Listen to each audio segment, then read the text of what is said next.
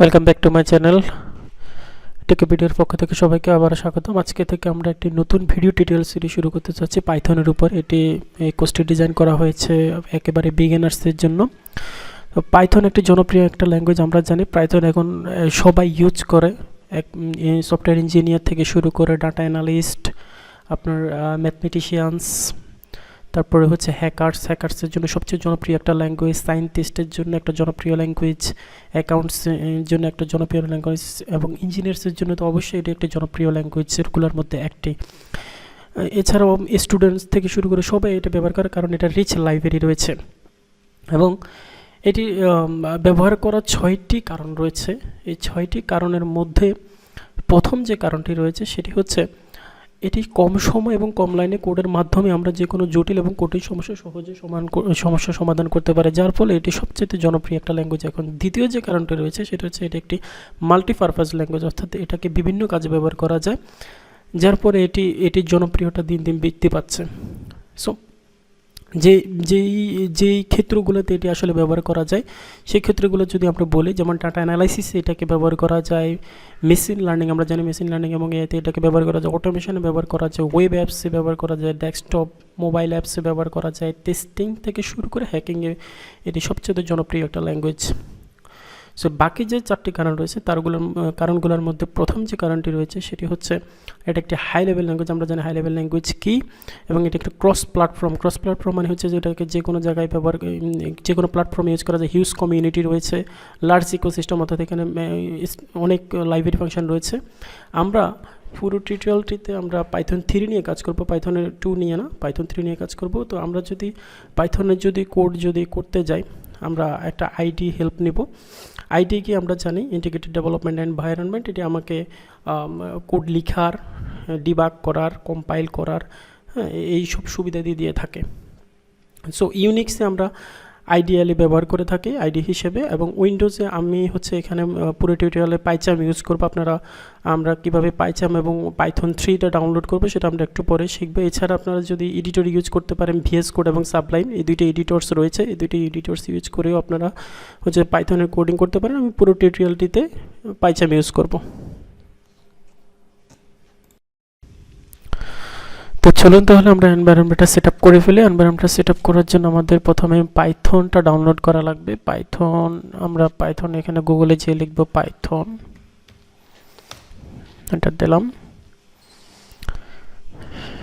তো এইখান থেকে দেখেন এই যে পাইথনের ওয়েবসাইট, এটা python.org, এবং এখান থেকে এই যে ডাউনলোডে যাবেন, ডাউনলোডে ক্লিক করবেন।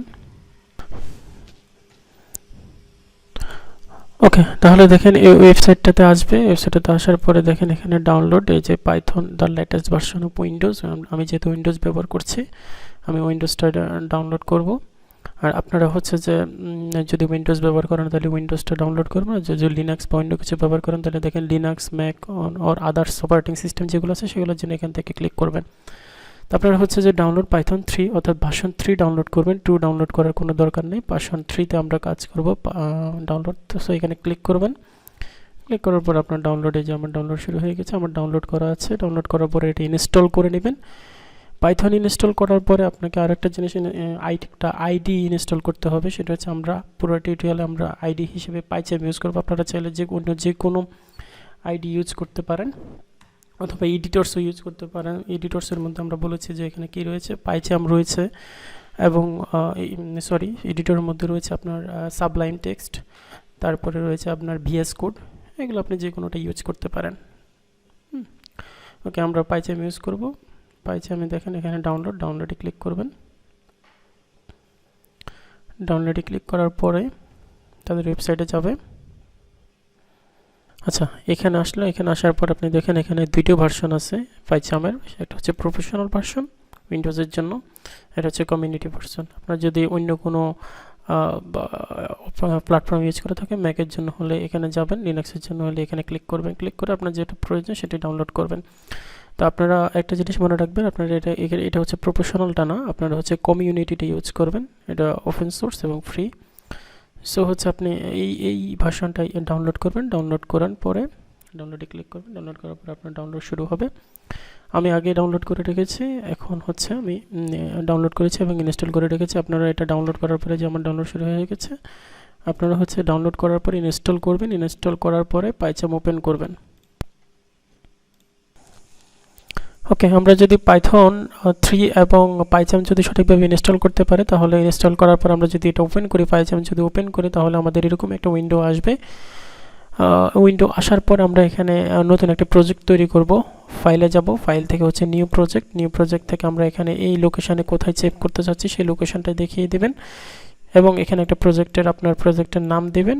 আমি বাই ডিফল্ট যেটা আছে সেটাই রেখে দিলাম এবং ক্রিয়েটে ক্লিক করবেন। ক্রিয়েটে ক্লিক করার পর আপনার যদি এই উইন্ডোতেই যদি রাখতে চান তাহলে দিস উইন্ডো, যদি নতুন একটা উইন্ডো খুলতে চান তাহলে নিউ উইন্ডো।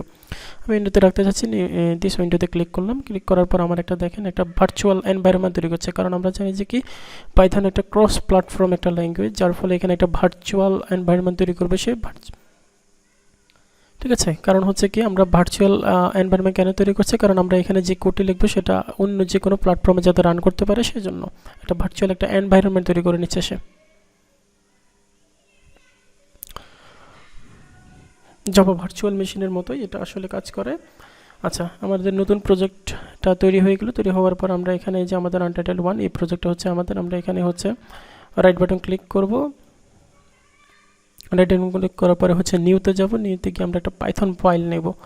পাইথন ফাইলে যাব, পাইথন ফাইলে যাওয়ার পরে এখানে আমার পাইথন প্রোগ্রাম 1, আমরা পাইথন যে প্রোগ্রামটা সেটার নাম দেব, দিয়ে প্রোগ্রাম পাইথন ফাইলে ক্লিক করব। ক্লিক করার পরে দেখেন আমার পাইথন p1.py এই ফাইলটা তৈরি হয়ে গেছে।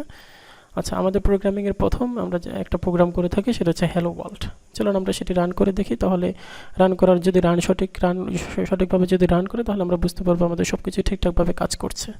তো আমরা চলুন শুরু করি। আমরা পাইথনে যদি কোনো কিছু প্রিন্ট করতে চাই তাহলে আমরা একটা ফাংশন ব্যবহার করি, সেটা হচ্ছে প্রিন্ট ফাংশন। আমরা সি এবং C++-এ দেখি যে হচ্ছে সেখানে ছিল কি প্রিন্ট ফাংশন ছিল, এখানে হচ্ছে শুধুই প্রিন্ট, print প্রিন্ট।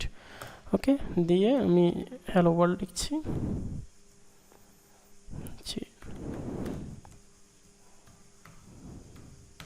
ওকে, এখন আমরা যদি এই প্রোগ্রামটা যদি রান করি, রানে থেকে এই রানে ক্লিক করবে। ক্লিক করার পর আমরা প্রোগ্রাম দেখাই দিব, p1 ডাবল ক্লিক করলাম, দেখেন হ্যালো ওয়ার্ল্ড দেখাচ্ছে। তার মানে হচ্ছে আমাদের সব কিছু ঠিক আছে, সব কিছু ঠিকঠাকভাবে কাজ করছে।